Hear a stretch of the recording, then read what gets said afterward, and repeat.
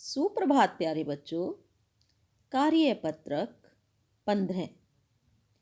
विषय है हिंदी। कबीर की साखियाँ। कक्षा है 8वीं। दिनांक है 17 नवंबर 2020। बेटा सबसे पहले आप अपना नाम लिखेंगे, फिर अपनी कक्षा अध्यापिका का नाम लिखेंगे। तो बेटा पिछले कार्यपत्रक में हमने कबीर दास की साखियाँ ही पढ़ी थी। वो हमारा पहला पद था। तो अब इसके आगे देखते हैं कि पिछले कार्यपत्रक में हमने कबीर दास की साखियों को पढ़ना शुरू किया, जिनमें उन्होंने जीवन से जुड़े आचरण, व्यवहार व आदर्शों की चर्चा की। किस किस चीज़ की चर्चा की बेटा? आचरण की, व्यवहार की और आदर्शों की चर्चा की। आपकी पाठ्य पुस्तक के पाठ कबीर की साखियों से हम आज अगली 2 साखियों को समझने का प्रयास करेंगे। तो बेटा ये तो अब काव्यांश पढ़ेंगे, लेकिन इससे पहले हम कबीर दास जी की जीवनी को पढ़ लेते हैं। ये देखो कबीर दास जी का चित्र है। तो जीवनी इस प्रकार से है। कबीर दास का जन्म संवत 1455 सन 1398 ईस्वी में हुआ था। जनश्रुति के अनुसार, जनश्रुति मतलब जनता के कहे, जैसे जनता कहती है उसके अनुसार उनका जन्म एक विधवा ब्राह्मणी के गर्भ से हुआ, जिसने लोकलाज के भय से उन्हें त्याग दिया। एक जुल्हाया दंपत्ति को वे लहर तारा नामक तालाब के किनारे पड़े हुए मिले, जिन्होंने उनका लालन पालन किया। वे ही कबीर के माता पिता कहलाए। इनके नाम थे नीमा और नीरू। कबीर की मृत्यु 120 वर्ष की आयु में संवत 1575-1518 ईस्वी में मगहर में हुई थी। तो बेटा ये तो कबीर की जीवनी थी। इसके बाद इनकी साखियों को हम पढ़ते हैं। तो पिछली बार हमने पहली साखी पढ़ी थी, अब हम दूसरी और तीसरी साखी पढ़ेंगे। माला तो कर में फिरे, जीभ ही फिरे मुख माही, मनवा तो दहु दिसी फिरे, वह तो सुमरिन नाही। कि बेटा बता रहे हैं इसमें कबीर जी कि देखो, जो हम हाथ में माला लेकर भगवान का नाम लेते हैं और मुंह में जीभ फिरती है, हाथ में माला और मुंह के अंदर हमारी जीभ फिरती है, राम राम राम राम कहते हैं जैसे हम। तो मनवा दसु दिसी फिरे, कि जो हमारा मन है, मन हमारा इतना चंचल है कि वो 10 दिशाओं में फिरता रहता है। हाथ में तो माला हम जपते रहते हैं, जीभ से भी मुंह के अंदर बोलते रहते हैं राम राम का जाप, लेकिन जो मन है हमारा वो 10 दिशाओं में फिरता रहता है। यह तो सुमरिन नाहे, कि इसको तो हम भगवान को याद करना नहीं कहते। तो भावार्थ क्या है?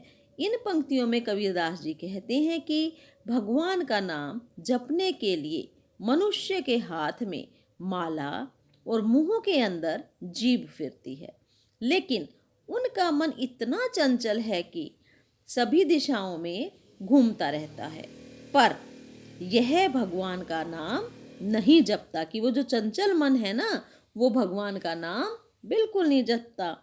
यदि भक्ति में मन ही नहीं लगा है तो हाथ में माला फेरना और जीभ द्वारा भगवान का नाम जपना भी व्यर्थ है। कि मन से भी हमें भगवान का नाम लेना चाहिए। अगर तुम मन से नहीं लोगे, आपका मन इधर उधर भटकता रहेगा, तो भगवान का नाम लेना व्यर्थ है। तो बेटा अगली साखी है। कबीर घास ने निंदिए, जो पाऊ तली होड़, उड़ी पड़े जब आंख में खरी दुहेली होड़। कबीरदास जी कहते हैं कि कबीर घास ना निंदिए, कि कबीरदास जी कहते हैं कि घास का जो तिनका है उसकी निंदा मत करो कि वो कमज़ोर है, कुछ नहीं कर सकता। जो पाँव तली होए, कि हम जो है पाँव के नीचे उसे दबाकर रोंदते हैं। तो कभी भी हमें घास को कमज़ोर नहीं समझना चाहिए।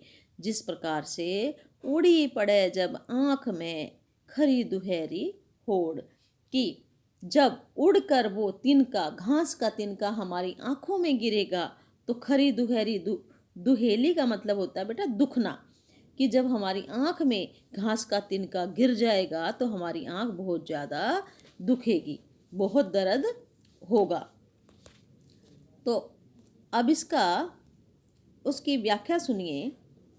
इन पंक्तियों में कबीरदास जी चेतावनी देते हुए कहते हैं कि हमें घास को कमज़ोर, छोटा या बेकार समझ अपने पैरों तले रोंद कर उसकी निंदा यानी उसका अपमान नहीं करना चाहिए, क्योंकि जब इसी घास का एक छोटा सा तिनका भी हमारी आँख में गिर जाता है तो वह हमें बहुत कष्ट पहुँचाता है।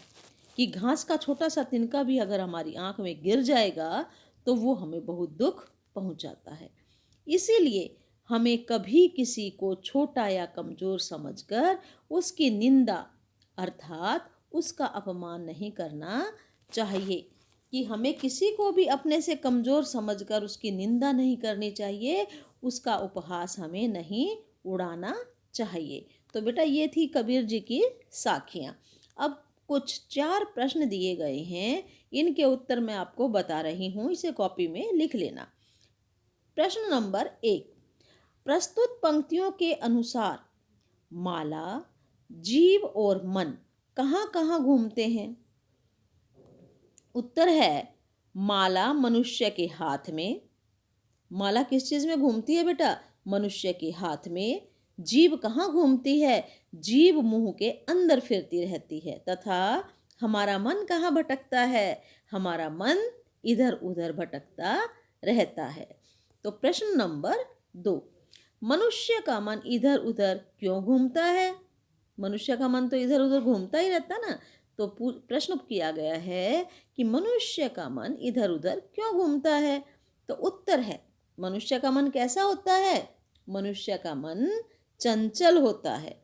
तो मनुष्य का मन चंचल है, इसीलिए सभी दिशाओं में घूमता रहता है।